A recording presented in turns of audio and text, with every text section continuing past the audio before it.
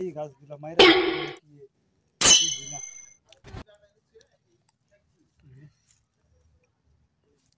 গাছগুলা বড় হয় না, কিসে জানি খায়া ফেলায় না মাইরা ফেলায়। বাবা বেড়া দিয়া বাইন্ধা রাখতে পারি না। বাবা কি রে মা, কি করে এদিকে আসো? কি হয়েছে বলতো? কি করতেছো তুমি? আমি এগুলা বাইন্ধা বাইন্ধা রাখতাছি, বেড়াটি হইছে বাইন্ধা যায় আর বান্দাবান্দি করতে হবে না, ফেলা আর যায়। একটা কাজ করতে হবে না। বাড়ির সমস্ত কাজ এখন থেকে অন্য চাকরানিরা করবে, কাজের লোকাই না দিন, বুঝছো? এই তুই আমি করছিস? চাকরি পেয়ে গেছি আব্বা, আমি চাকরি পেয়ে গেছি, বুঝছো? আরে এটা আবার তুই কি করছিস মা?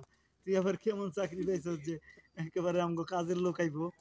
হ্যাঁ? শোনো আমি তোমারে আমি সরকারি অ্যাডভোকেট চান্স পাইছি, তুমি জানো? আমি আলহামদুলিল্লাহ, এখন উকিল হয়ে গেছি। আলহামদুলিল্লাহ। কস কি রে মা? হ্যাঁ আব্বা, ভালো বড় চাকরি, হ্যাঁ? এখন থেকে তোমার আর কোনো কাজ কাম করতে হবে না। আমি প্রতি মাসে 1 লক্ষ টাকা ইনকাম করবো। কস কি রে মা? 1 লাখ টাকা আমার বেতন, তুমি 1 জানো? লাখ টাকা তোর বেতন? হ্যাঁ আব্বা। কস আর কি? আগে দিন আনতে পান্তা ফুরাইতো, হয়তো বছরে 10,000 টাকা আমরা মুখ দেখতে পারতাম না। যাক, আর আল্লাহ আমগো এখন মুখ দেখছে, আমগো ফিরা চাইছে। আল্লাহ আমাদের দিকে তাকাইছে আল্লাহ আমগো আব্বা। দিকে আব্বা তাকাইছে। এখন আহো। এই কি করতেছো? বোরে তুমি বাড়ি বোরে। সালাম আলাইকুম। ওয়ালাইকুম আসসালাম। আব্বা এটা তোমার, চিনলাম না। এটা তোমার মেয়ের জামাই আব্বা। আরে এইটা আবার কি উনাইলি আমারে? এইটা আবার হ্যাঁ আব্বা, কেমনে কি আমি বিয়ে করলি? করে ফেলাইছি আব্বা। আসলে তোমারে অনেক আগে জানাইতাম, কিন্তু কোনো কারণবশত জানানো হয় নাই। চাকরির সাথে সাথে তোমারে একটা সারপ্রাইজ দিয়ে দিলাম।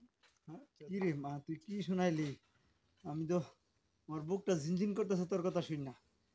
তুই আমারে একটা বারও মনে করলি না? তুই একটা বার আমার মনে করলি না জানানোর জন্য?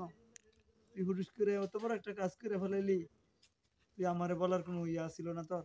আসলে আব্বা বিষয়টা তোমারে জানানো খুব দরকার ছিল, কিন্তু জানাইতে পারি নাই, অনেক কারণ। কিন্তু যাই হোক আব্বা, তুমি আমার মাফ করে দাও। আরে মা, মাফ তো করবো, মাফ করা তো কোনো কথা না, সন্তানের সবসময় মাফ করা লাগে। কিন্তু তুই আমার একটা বার জানাইতি। আজকে তুই একটা লোক হুটুস করে নিয়ে আসছস, নতুন মেহমান, আমি কোথায় রাখি, কোথায় দেই, আমি তো এটা তোর কাছে আশা করিনি মা। রাখা আমি মেলা এটা চিন্তা ভাবনা সব পরে করো, এখন এটা চিন্তা ভাবনা করো বাড়িটা কিভাবে সুন্দর করে সাজানো গুছানো হবে। কারণ এখন বাড়ি করব আশা করি আগামী 2 মাসের মধ্যে বাড়ির কাজ শেষ করব। এখন তোমার জামাই, আর কি বলবো, তোমার জামাইও একজন অ্যাডভোকেট, সেখানে গিয়ে পরিচয়, আর তাই সেখানে নাকি? গিয়ে হ্যাঁ। তাইলে আর আমি কি করব? তোরা যদি বিল্লাভ চলস, আমার তো আর কিছু করার নাই। তা আমার মনে কষ্ট এটাই আমার জানানোর দরকার ছিল আর কি। আমি ভালো মনে করতাম, এখন হুটুস করে এমন একটা কাজ করে ফেলাইছস, এখন আমি না পারি কইতে, না পারি সইতে। মানে আমি তো না কইরাও পারবো না, আমার সমাজ কি মনে করবো? আরেকটা কথা শুনো, তোমার না হার্টের প্রবলেম, এটার জন্য অপারেশন করার জন্য 3 লক্ষ টাকা অ্যাডভান্স করে দিছে তোমার তোমার মেয়ের জামাই।